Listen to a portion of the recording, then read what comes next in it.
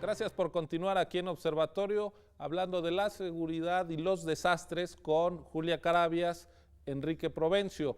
Les recuerdo que esta conversación puede, al igual que toda la serie de Observatorio, descargarse de internet en la dirección www.observatorio2012.tvunam.mx. Julia, a la luz de lo que estamos conversando, hay riesgos naturales y hay una mala preparación por una parte siendo vulnerables y por el otro lado no mejorando nuestra capacidad de prevención, de adaptación a estos riesgos. Por lo mismo, quizá el título genérico que le dimos a esta conversación tenga que ser modificado. Nosotros decíamos seguridad y desastres naturales. Déjame aclarar a lo mejor muy brevemente cuatro conceptos que son los que se están utilizando siempre en esto. El fenómeno hidrometeorológico extremo es la amenaza natural. Ese es el fenómeno que está ocurriendo y va a ocurrir y seguirá ocurriendo. Cuando impacta en un sitio y que afecta a la población, su impacto va a ser más o menos grave, depende de si esa población es vulnerable o es menos vulnerable. La vulnerabilidad va a ser mayor cuando se trata de sitios en riesgo.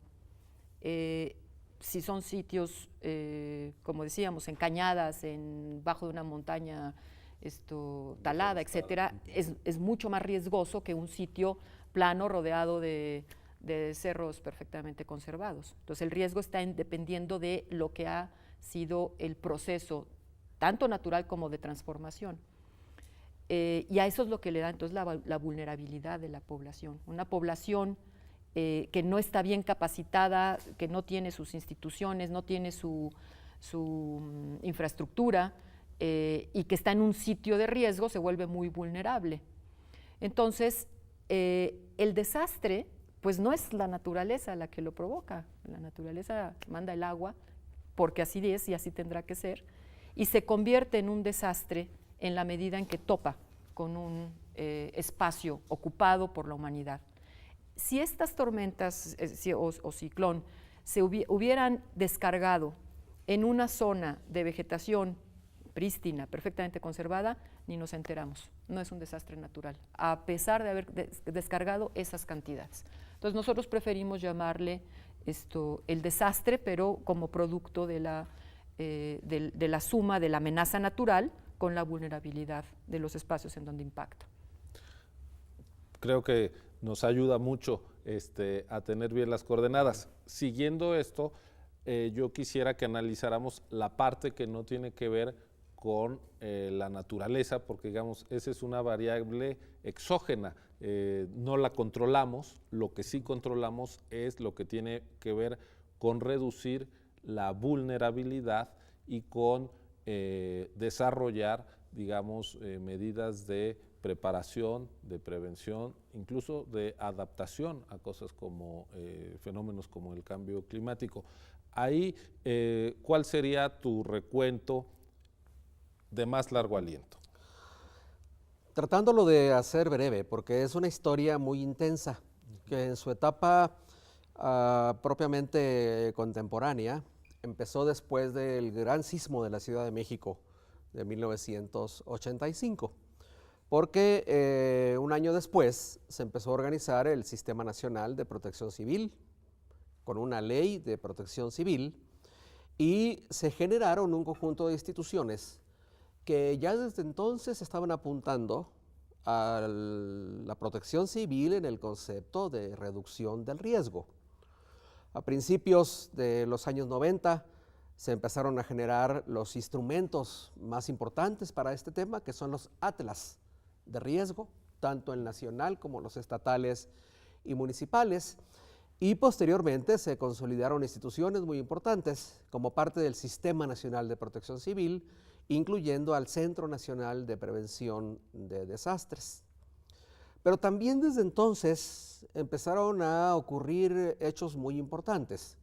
Uno de ellos es que el Sistema Nacional de Protección Civil, con una estructura muy centralista, no aprovechó la oportunidad y no ayudó a generar suficientes capacidades en estados y municipios para desarrollar los instrumentos técnicos de la protección civil, por ejemplo, los atlas, los planes y programas de prevención, los sistemas de alerta temprana, los sistemas de pronósticos, de tal manera que las autoridades estatales y municipales, y sobre todo las municipales, contaran con esos instrumentos y los aprovecharan, desarrollando las capacidades, sobre todo de prevención. Así pasó el tiempo, ha habido varios programas de protección civil. En los últimos 2 sexenios, del 2000 al 2012, hubo sendos programas de protección civil y ha habido grandes avances. Eso creo que es muy importante ponerlo sobre la mesa en la discusión que se está dando ahora, en 2013, en el país, en el tema. Y parte de esos avances han consistido en que sí se han desarrollado instrumentos, hay más personal capacitado, se conoce más el tema. Lo que ha ocurrido es que mientras se daban esos avances, también se ha incrementado el riesgo. ¿Por qué? Porque la población ha crecido mucho, porque cada vez más población se asienta en sitios inadecuados que suponen alto riesgo para los habitantes, pero también se ha incrementado el problema porque a pesar de esa historia que rápidamente platiqué, todavía la mayoría de los estados del país no tienen a punto sus atlas de riesgo y la mayoría de los municipios del país no cuentan con atlas de riesgo. El fenómeno en Guerrero fue particularmente descarnado porque para septiembre de 2013 solo 3 municipios tenían actualizado su atlas de riesgo. Y por otro lado, el mismo estado de Guerrero no tenía publicado un atlas actualizado. Y eso creo que pinta con toda su crudeza, por un lado, el saldo de este proceso de casi un cuarto de siglo y un resultado que todavía deja mucho que desear, ¿no? Hay, digamos, en este tema, como en otros, pero en este con mucha claridad, un contraste muy fuerte entre las normas y las prácticas, una disonancia entre lo que deben ser los planes apegados a ciertos procedimientos, reglamentación y la práctica cotidiana. Julia, yo quisiera retomar una conversación, una entrevista que diste hace unos días al diario La Jornada sobre la manera en que este tipo de prácticas que se alejan de los planes, de las normas, potenciaron el desastre en Acapulco, por ejemplo, para aterrizar esta reflexión en un ejemplo concreto que además pues, fue muy visto, muy seguido. Sí, un par de comentarios de contexto de eso, complementando a lo de Enrique, sí. Es que dentro de la legislación mexicana, particularmente en este caso la ambiental, existen los ordenamientos que están dando los lineamientos generales cuando se trata del ordenamiento general del territorio, luego estos ordenamientos a los niveles regionales y luego los ordenamientos a los niveles municipales que definen qué tipo de uso, pero de allí se desprende además las evaluaciones que hay que hacer de impacto ambiental y se desprenden de ahí las licencias para los permisos de construcción. Entonces hay una lógica ordenada. Además viene el ordenamiento territorial que tiene que ver con el asentamiento humano. Los ecológicos tienen que ver con su entorno de las ciudades y de las poblaciones, y los ordenamientos territoriales tienen que ver con el asentamiento humano que deriva en un programa de desarrollo urbano. Bueno, obviamente ninguno de estos instrumentos está alineado y aquí no hubo, en esta historia particularmente en Acapulco, no continuaron los esfuerzos que se tuvieron que haber dado cuando Paulina nos dio la primera voz de alarma, ¿no? No fue la primera, pero fue una muy fuerte. En Paulina tuvimos igualmente una situación de desastre en la medida… de los 90. 97, particularmente el 97. En Paulina hay una tormenta muy fuerte y esta se precipita más sobre la zona del propio Acapulco, pero en la parte alta del Veladero, en donde es un cerro que me decían en ese momento la prensa, que si había sido tan fuerte el ciclón que había traído, fue un huracán, se había traído la arena del mar, porque en las partes altas de Acapulco, en las colonias altas de Acapulco, había depositada una buena cantidad de centímetros de arena. Y lo que les decía es que no, que fue al revés, que las playas hace millones de años se levantaron en el cerro, son cerros que se plegaron y la arena estaba en el cerro son de arena.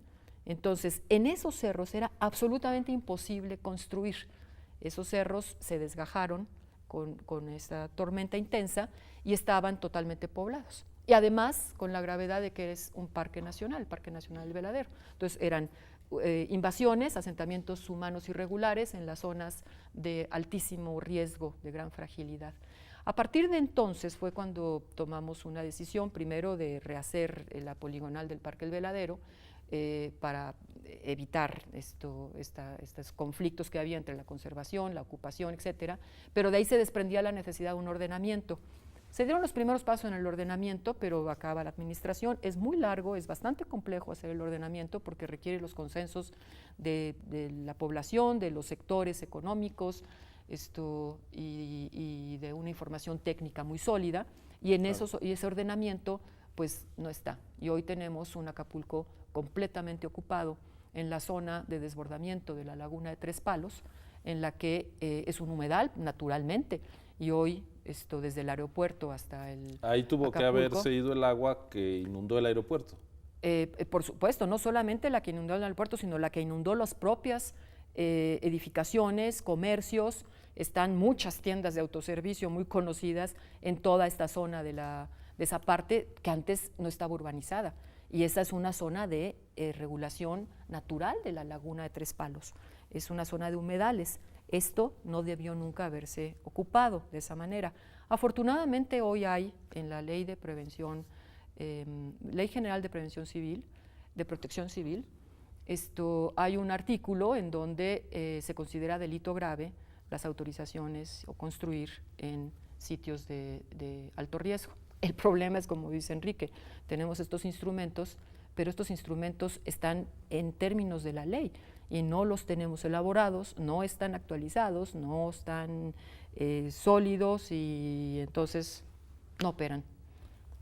Y estos instrumentos deberán ser aplicados por instituciones a los 3 niveles de gobierno. Yo quisiera que siguiéramos, digamos, con esta radiografía, con este análisis de nuestra capacidad real de respuesta y de prevención. Vamos a hacer una pausa para continuar con esta conversación con Julia Carabias y Enrique Provencio sobre seguridad y desastres ante amenazas naturales en contextos sociales de muy escasa prevención. Continúe con nosotros, ya regresamos.